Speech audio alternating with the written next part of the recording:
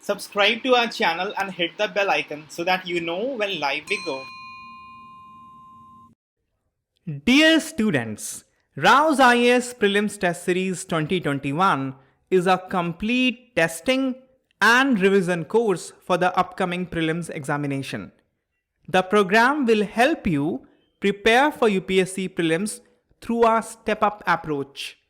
It is a meticulously designed study plan to organize your preparation and keep you on track towards covering the prelims GS and CSAT syllabus extensively from NCERT to the advanced level. The goal of our Prelims Test Series 2021 program is to exhaustively cover all standard sources of study material, including NCERT, with a study plan to test you at par with UPSC level of questions, thereby improving your chances of clearing the prelims examination. To give multiple revision of the entire syllabus from the perspective of civil service prelims pattern. The test series program will also give you the final revision of all topics and themes before the examination through QIP videos and prelims compass notes. The QIP videos or Quality Improvement Program videos are for speedy revision of all important topics for the upcoming prelims examination. QIP videos are kind of crash course for the prelims examination. And prelims compass are 8 subject-wise prelims compilation of all static and current affair topics important for the upcoming prelims. RAU'S Prelims Test Series 2021 will include topics test, testing the concept of candidate. It will include thematic test on both the concept and the current affair of that particular theme. It will also include current affair tests covering the monthly current affairs. And there will be full-length test before the final exam to simulate you for the D-Day. There is a link in the description of this video. You can click on the link for registration and to also check out the demo QIP videos. Hello and welcome to today's DNS session. We are going to have a discussion on today's newspaper, The Hindu, Delhi edition dated February 21, 2021. We shall pick up articles important for civil service examination and discuss them as per the demand of the exam. The articles that we are going to discuss have been tabulated in front of you and the time stamping for the same has been given in the description section. This article is from page number 11, Conclusive Land Titling and its Challenges. This article discusses the land titling system in India, meaning giving title to the land or the ownership to the land. The present land titling system in India is presumptive system of land titling. In presumptive land titling system, the land ownership is ascertained indirectly. And this system has roots in zamindari system. Under zamindari system, you understand, the owner of the land was zamindars and they could transfer the possession to others. The transfer of possession can only be for some fixed period, or it could have been given as gifts, or it could have been given in the form of complete ownership. Zamindari system was essentially based on transfer of possession from A to B, from B to C. Possession could be in various forms. It could be in the form of tenancy, it could be in the form of lease, or for gifts to be used for some period of time, or it could be permanent transfer of ownership. Because of deep-rooted zamindari system in India, this practice of possession transfer established even after independence. Suppose today Y buys a land from X. What essentially happens in the transaction is X has a registry paper that shows that that piece of land belongs to X. And X gives the ownership right to Y. When Y purchases the land from X, there is a transaction. And government has a tax on that transaction. In the form of a stamp duty, tax is collected from the buyer, Y in this case. So registration of transaction is required. The transaction between X and Y is registered through a stamp paper. Stamp duty is collected by the government from the buyer. Now Y has a registration of the transaction. And by the virtue of this, indirectly, Y is now considered to be the owner of the land which was earlier possessed by X. Government is not a party in this transfer of ownership that is done individually between X and Y. Government concern is only limited to the collection of tax. Government has not given the ownership of the land to Y. It is only presumed that the ownership of the land that X had was correct, was legal. And now, since X has given the ownership of land to Y, now the owner, presumptive owner of the land is Y. And hence the system is called as presumptive titling system. There are many problems with presumptive titling system. Let's understand the basic problem that presumptive titling system give rise to, and hence we will appreciate the push for conclusive titling system. Suppose Mr. A inherited the land from his father, and Mr. A has 3 offspring, B, C and D. There were many properties of Mr. A, and there was one piece of land that was suppose 4 acre in area, and in this piece of land both C and D are the owner. When the property of Mr. A will be divided, it will be divided in a way that satisfies B, C and D, and also in equal proportion. If there are multiple properties, then all B, C and D will have claim to each property. Now each property may be divided into 3 parts, each of B, C and D getting 1 part, or the entire property as a whole can be divided among B, C and D, whichever way B, C and D decides mutually. So suppose it was decided that in one piece of land that happens to be 4 acre in area, both C and D will have equal ownership. But since this land was in mid of a landscape, it was not decided as to how the partition of this 4 acre of land will be done for C and D. Whether it will be done this way or this way or this way, that has not been decided. And initially when the inheritance is done, it is not decided as to how the land will be divided between C and D, unless the route and everything is very clear. But suppose later it was known that the road along the plot is going to pass in this direction. Then D, who happens to be Mr. Smart, he decided to sell half of his land from the roadside view. And D sells this property to Mr. E. Mr. E has checked the registration paper, and half of the property on this plot is that of Mr. D. But which half, that is ambiguous. If D convinces Mr. E that this half is that of Mr. D, and Mr. E get convinced and buy this land from Mr. D, then a transaction will happen. Government will just collect transaction tax, and this transaction will be registered. Under the Registration Act 1908, when a transaction is being registered for a land, it is mandatory for the registrar to check the identity of the seller and the buyer, and also the last registration done for the plot. The last registration of the plot will be in the name of Mr. A, the father of Mr. D. And in the inheritance paper, it is mentioned that Mr. D is the owner of 2 acre of land on this plot. And Mr. D is selling 2 acre of land to Mr. E. It will become very difficult for the registrar to check physically which 2 acre is he talking about. And if the records are not recorded properly, then the registrar will also not know that Mr. A actually had 4 acre of land at this place. So questions may not be asked during registration of this transaction, and Mr. D will successfully sell the land to Mr. E, but later on Mr. E will get in trouble, because when the brother C will come to know about the transaction, he will lay claim on this piece of land. And since the ownership of E is only presumptive, the ownership of E can be challenged. Had it been absolute, it cannot be challenged. So the matter will go to the court, and for whatever purpose Mr. E purchased the land, he will not be able to use the land, because in all likelihood the court will put status quo on the use of the land. There could be other problems. If Mr. D is Mr. Oversmart, he can also sell the same piece of land to Mr. F, Mr. G and multiple other individuals. As I have told you before, the incentive of the government in registering a transaction is to collect the tax.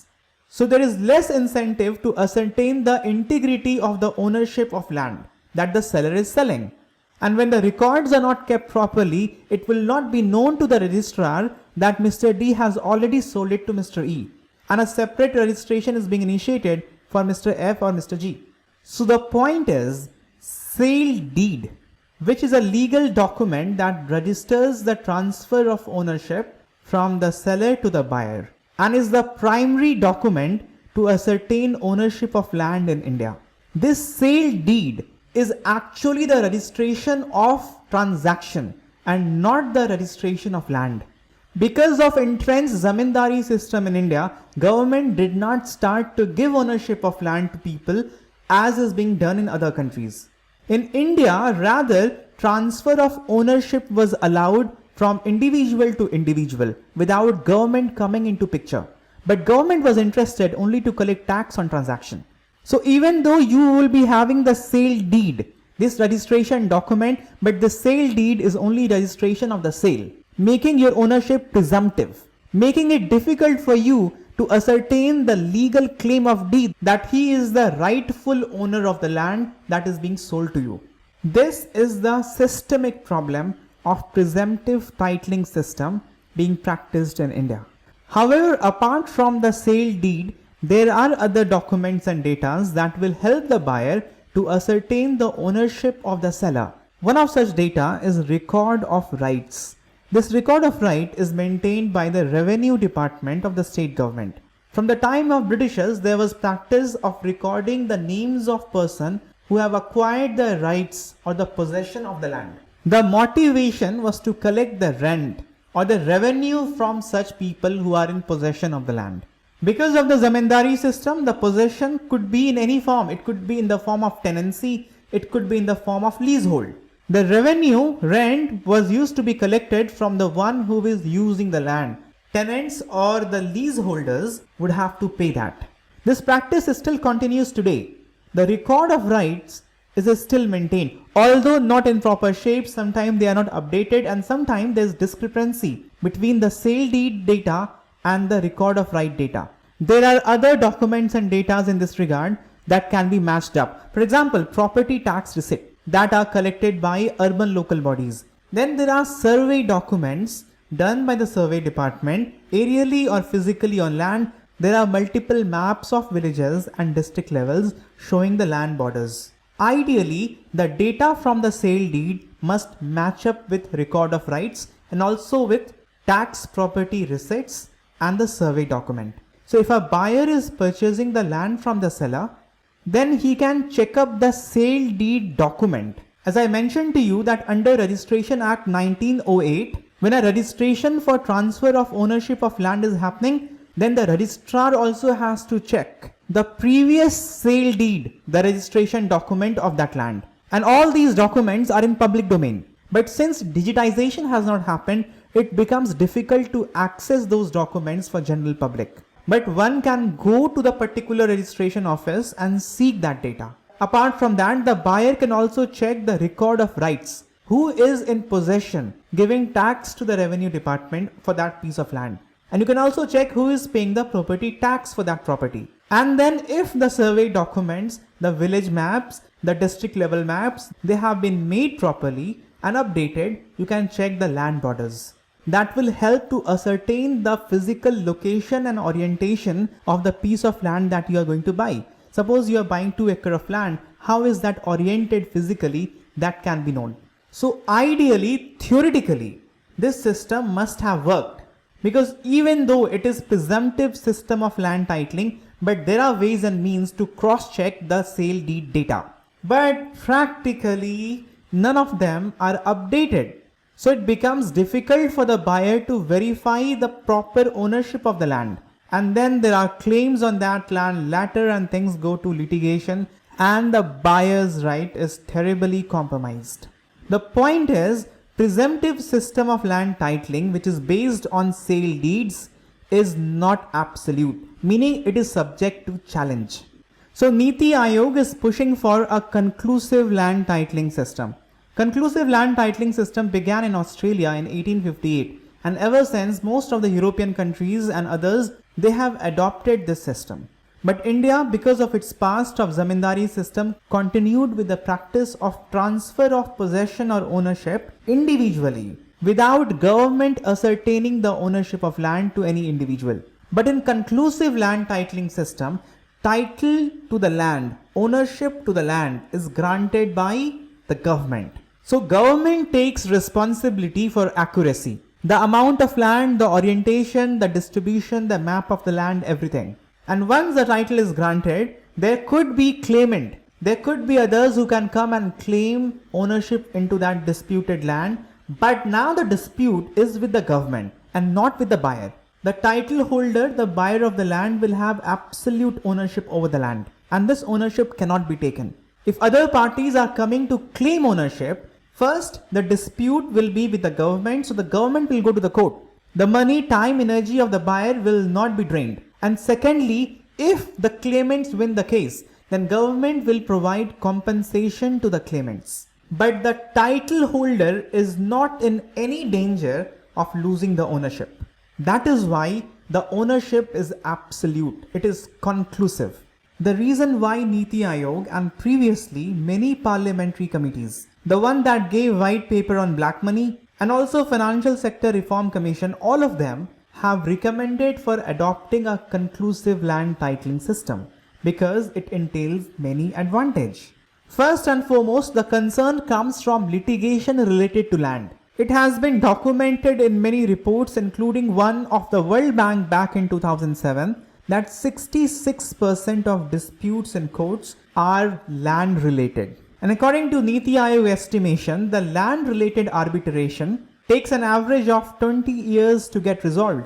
Land is a very important property in any economy. Its importance is not only in agrarian economy, but also in advanced manufacturing based economy because land possession is required for expansion in a planned way, for urbanization, for increasing the manufacturing base. And if land titles are not clear, everything gets derailed. According to an estimation, land record digitization can actually accelerate India's GDP as much as 1.3%. Because almost all economic activities are actually fundamentally based on smooth transfer of land ownership. Presently, since the land ownership is based on transfer of ownership, so people generally have to keep the entire chain of transaction records. Because dispute in any link can bring ambiguity to the present ownership as well. Suppose if A transferred the land to B and B transferred it to C and C transferred it to D, and this is just one part of a long chain, and if suppose the ownership of A is now disputed for some reason, then ownership of B, C, D and all others will be disputed. The problem gets acute in the context of private sector acquiring land. When we are encouraging foreign investment, when we are encouraging private participation in Atmanirbhar Bharat, then investors have to be given ease of doing business. There has to be certainty while purchasing land. There must not be a constant risk that the ownership of the land will come in question.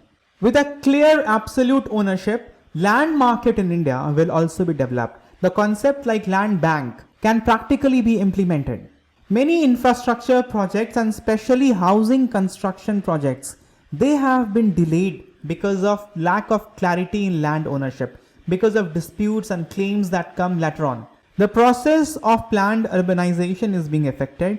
The revenue of urban local bodies in the form of property tax is being affected, because property tax can be collected only when there is clarity, absence of ambiguity in the ownership of the property.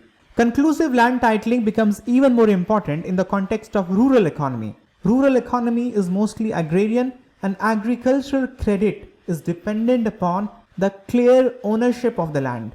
When the ownership is not clear or registration has not been done regarding the possession of the land, in that case there is no formal legal document and the land cannot be used as collateral for agricultural credit. So it will also help the process of dispersing agricultural credit if all the land are titled, if all the land are registered by government and ownership is given by the government. When all the lands will be titled and digitized and put in public domain, it will be easy for anyone to identify the owner of the land. It will have great impact on Benami transactions.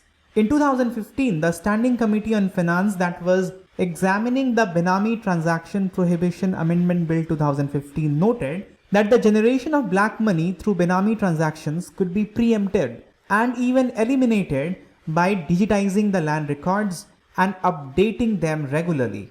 So now we understand that absolute land titling is important for society, for economy in many sense. But transition from presumptive land titling system to conclusive land titling system will not be easy. This is the rough sketch that Niti Aayog has put forward in the model bill. Niti Aayog has said that the state government, since land is a state subject, will have to create land authorities. Those land authorities will appoint land title officer. Land title officer will prepare and publish a draft list of land titles based upon the existing records and documents that we have. Records and documents like the sale deed, record of revenue, property tax, and the survey documents. When this draft list is made public, people who want to contest it, put their own claim of ownership, can file their claims and objections within a set period of time. Then the land dispute resolution officer will resolve these claims and disputes. But one thing you must note, the model bill says that disputes which have already gone into the courts, they cannot be resolved by the land dispute resolving officer. That will be resolved in the court itself. The cases cannot be pulled out of the court.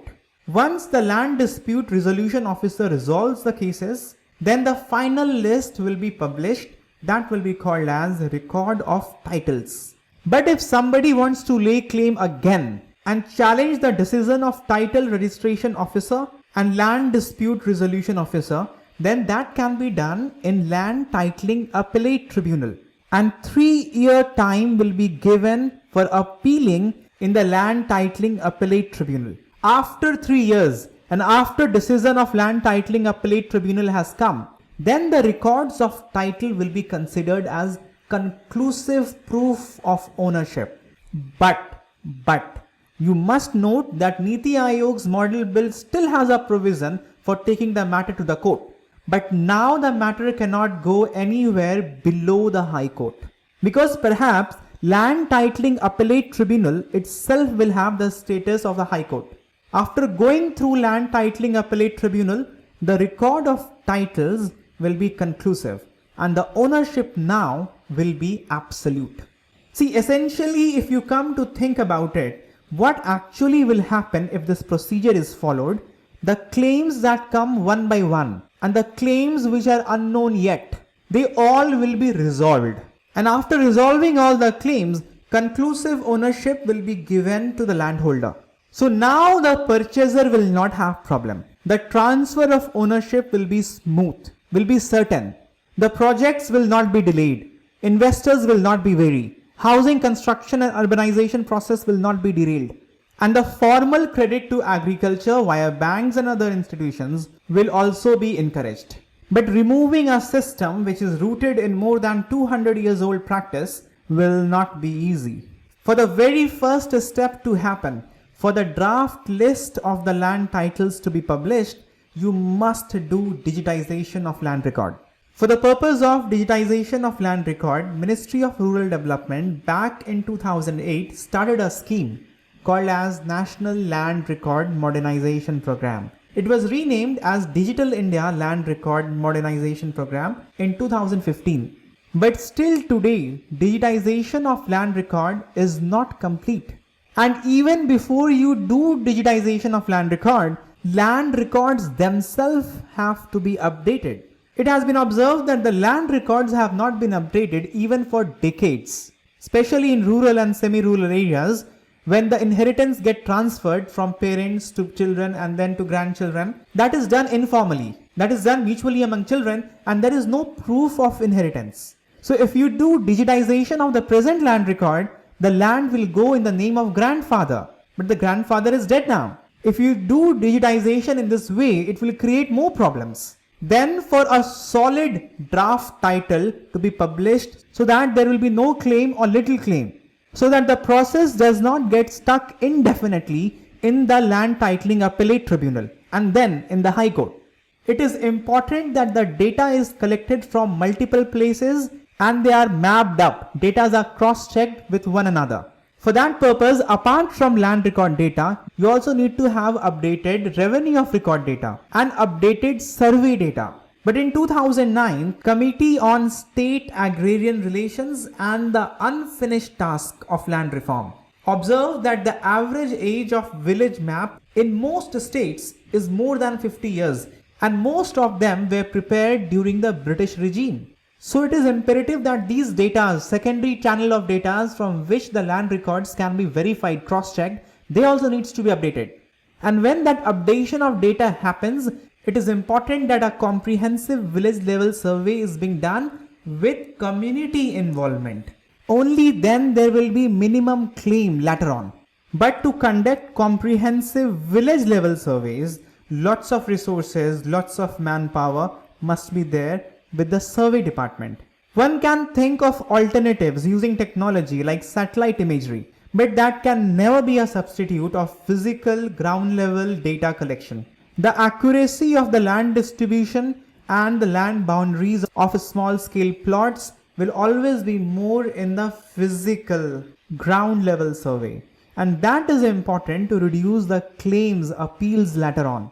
If ground level surveys are not conducted, or if they are not conducted properly, then once the draft list of land titles is published and 3-year time is given for people to lay their claim, because of absence of documentation, many villagers may find it difficult to challenge the draft titling.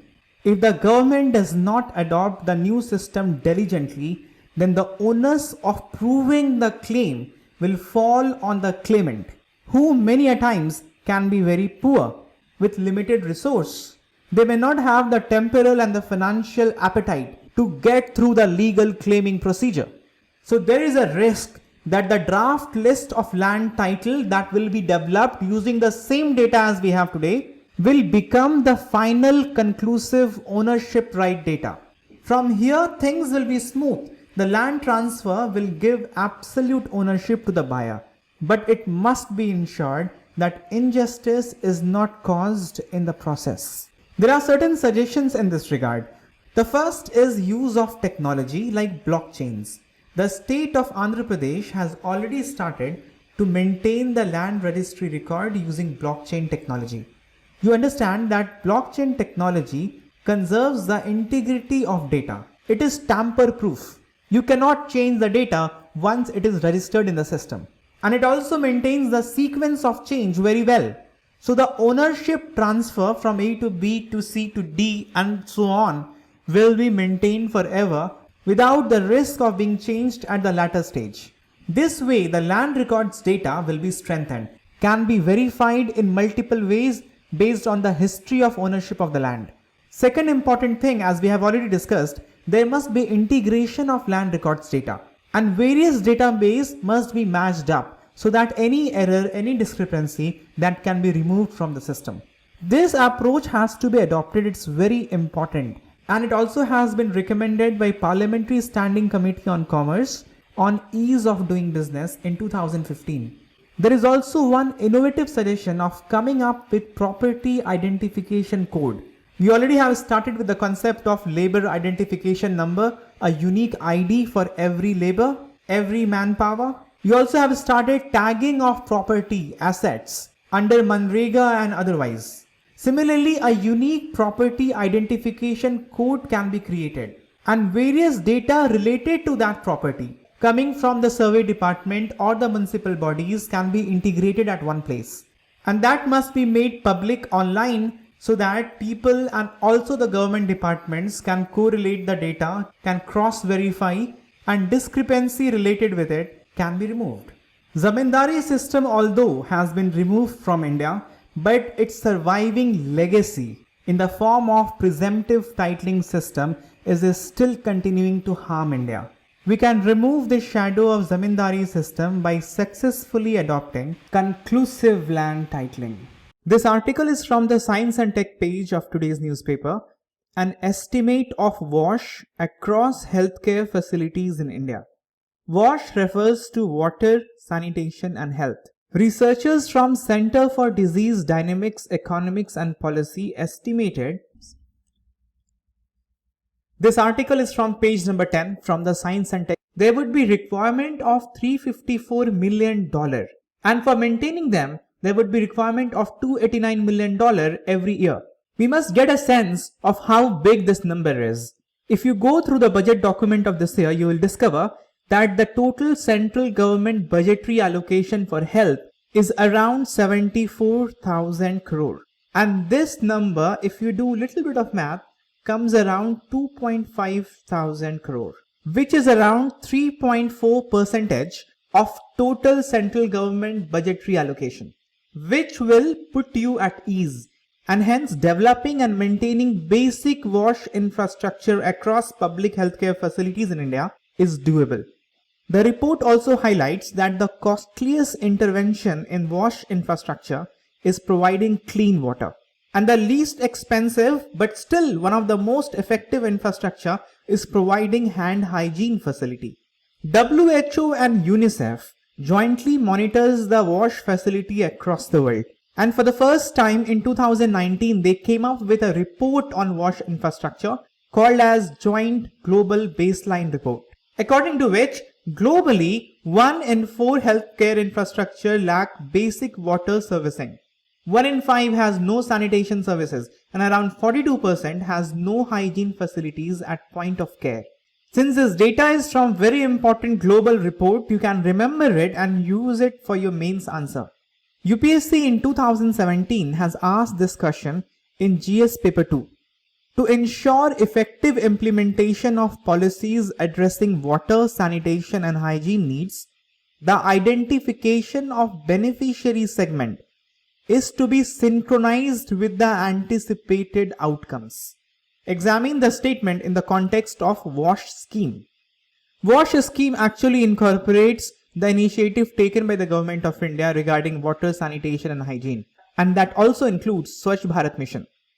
WASH infrastructure is very closely related with SDG Goal 6, and especially 6.1 and 6.2. 6.1 is related with safe drinking water for all, and 6.2 is sanitation for all. However, success of other SDG goals like SDG 3 on health and SDG 6 on climate change also critically depends on WASH infrastructure. In the health sector and in overall society and economy, the importance of WASH infrastructure cannot be overemphasized. It's extremely important. Basic WASH infrastructure related with washing of hands, that will enable basic hygienic behavior, and that will reduce the risk of infection and the associated deaths. A Hungarian physician and scientist, Ignaz Philipp Semmelweis, in mid-19th century he popularized the habit of washing hands by surgeons and doctors before they touched the patient, operated them and practiced surgery. Ignaz Semmelweis is often referred to as savior of mothers and father of infection control, because he discovered that the incidence of puerperal fever is also called as childbed fever. It is a fever that mothers get during and after delivery of the child. He discovered that the incidence of puerperal fever could be drastically cut by use of hand disinfection in the obstetrical clinics, the clinics that specializes in mother care and delivery of child. Back then, the puerperal fever was very common and also fatal. Semmelweis proposed that the practice of washing hand with chlorinated lime solution must be popularized. He was working in the first obstetrical clinic of Vienna, and there the mortality was 3 times compared to the midwife wards. Meaning, if the birth of the child is happening through midwives, the mortality rate is 1/3 compared to when it is happening by doctors. Semmelweis demonstrated that the puerperal fever was contagious, and the incidence of that can be drastically reduced by enforcing a simple hand washing techniques by the medical caregiver. His idea was accepted very late, much after he died. The basic idea here I wanted to convey to you is that simple wash infrastructure and simple wash behavior can reduce the infection spread to great extent. And in the absence of that, infection prevention and control would be severely compromised, resulting in higher maternal and neonatal death, and all the effort to improve maternal, neonatal and child care health would be undermined. When wash infrastructure is not proper in the healthcare facilities, patients who are admitted there they are at higher risk of infection. So what happens is their antimicrobial intake increases. And this is considered as one of the reasons for spread of antimicrobial resistance. And you understand, in general, when infection spread increases, people are at higher risk of infection and their health is undermined, there will be general loss to livelihood. There will be loss to school attendance, there will be lower learning outcome, general quality of life will decrease, and people will be denied their fundamental right of life with dignity. And to quantify the benefit of investing in WASH infrastructure, WHO has calculated that for every dollar invested in sanitation, there was $5.5 to be gained because of lower health cost, more productivity, and fewer premature deaths. It also has been pointed out that proper WASH infrastructure prevents various neglected tropical diseases like malaria. WASH is essential for universal health coverage, which is a fundamental human right as per the UN Declaration. Additionally, the present scenario, the rapidly changing global environment because of climate change and unprecedented urbanization, WASH infrastructure is becoming a necessity. High population density mandates that there be hygienic condition with proper sanitation and clean water, because then the spread of disease will be rapid, wide, affecting large population. Basic WASH infrastructure is also important for increasing equity in our country, to bridge the urban-rural divide, because access to basic amenities for a healthy life is right of all. Basic infrastructure in rural areas is an important aspect to bring about social justice. Since it has so much of advantage, we would like to know what can be done to improve the WASH infrastructure and the governance related with WASH in our country. Earlier, many a times I have discussed this template with you. Whenever you want to talk about governance regarding anything, these are the pillars that you must touch upon. First of all, for proper governance, there must be a vision that would come from the policy document. Our health targets are aligned with the SDG goal, and also in the National Health Policy 2017, it has been envisaged to increase the health budget to 2.5%. There are many schemes and initiatives of Government of India like Ayushman Bharat Mission, under which there are targets to construct and maintain health and wellness centers. So not necessarily legislation, you can also talk about the schemes of Government of India. But however, there are no national targets to improve the WASH services in healthcare facilities. Such a target must be set by central government and the state governments. To implement the vision in the policy and the targets in legislation or schemes, there must be proper administrative setup with institutional capacity in terms of finance and human resource and infrastructure, both physical infrastructure and infrastructure in terms of coordination among different ministries and departments and coordination among government and people. To achieve the targets set by the government, there must be national standards and accounting mechanism to collect data regarding present WASH infrastructure for auditing and improvement in the infrastructural standard. The WASH administration also has to be done in an integrated manner, integrating it with other schemes and initiatives of Government of India like Swachh Bharat Mission, like control of neglected tropical diseases, like Poshan Abhiyan, bringing congruence in the target of WASH infrastructure with the target of reduction in maternal and neonatal death. So you will have to improve the primary healthcare centers, and we will also have to train the human resources in the health sector, from doctors and surgeons to nurses to midwives and the cleaning and supporting staff in the hospital.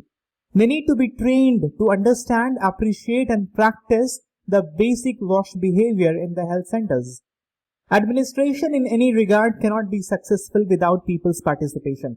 There must be a behavioral change and culture of cleanliness adopted by people at large. That is why there is a behavioral component in the Swachh Bharat Mission. But the allocation is only 1% towards this component. We need to invest more in bringing about behavioral changes in people. And as we always talk about, technology needs to be reined in to carry efficient administration. Lately, you must have heard and read about many infrastructure related with wash.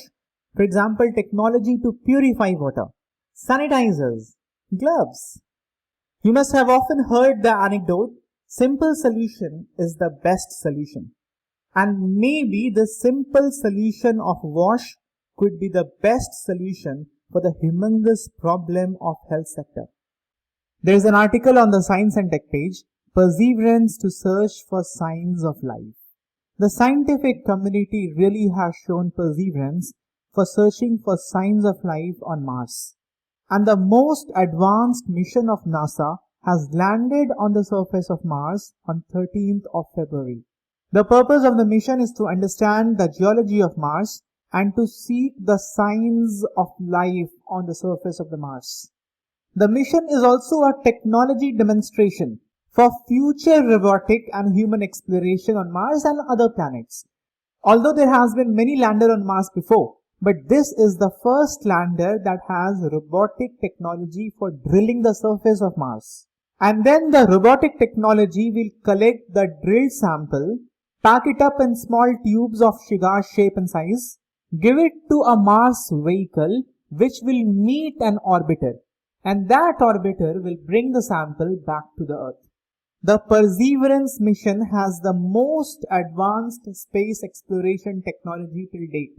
The mission loaded with many technologies. We will talk about one of the most important of them, MOXIE, the Mars Oxygen In Situ Resource Utilization Experiment.